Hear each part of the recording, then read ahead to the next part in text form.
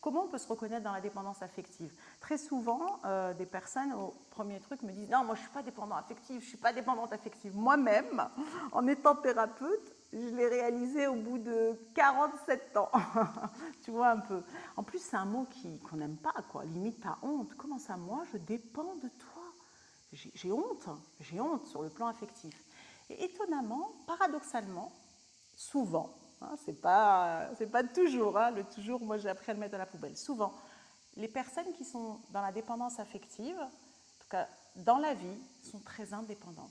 Donc moi par exemple, je suis une battante, je suis courageuse, j'y vais, j'ai mon caractère et je ne pensais pas que je pouvais dépendre sur le plan affectif d'une relation, d'un lien.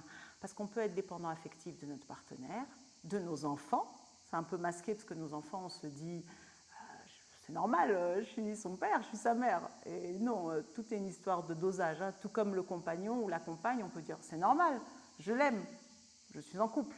Bah oui, mais la dépendance, ça veut dire que tu ne peux pas faire sans.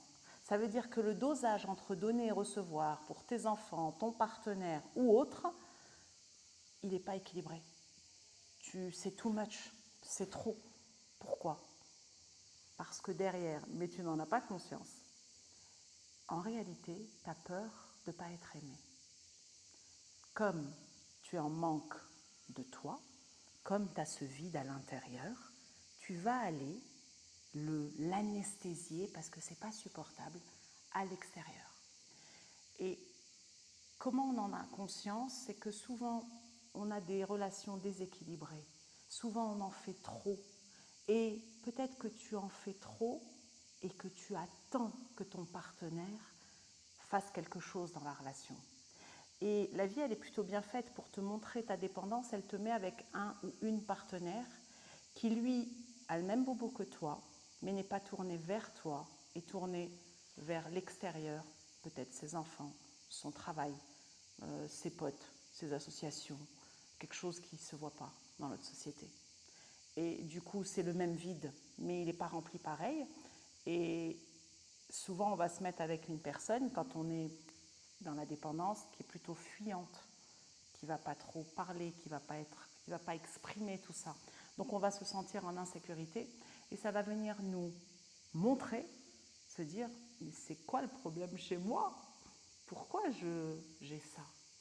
Alors évidemment que c'est un doux équilibre entre demander à la personne de venir plus vers la relation, c'est-à-dire d'être rassurante parce que de ne pas se fuir aussi, et que nous, on ne se fuit pas en allant à l'intérieur de nous.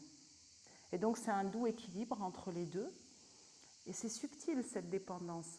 Tu peux t'en rendre compte si tu vis des relations à répétition et que tu as cette sensation de ne pas être importante, de ne pas être prioritaire, de manque. C'est jamais assez. C'est un peu comme s'il y avait un puits sans fond et tu essayes de le remplir. Et donc, qu'est-ce qu'on apprend à faire dans ce parcours d'amour de soi? Déjà, on met un fond à notre puits.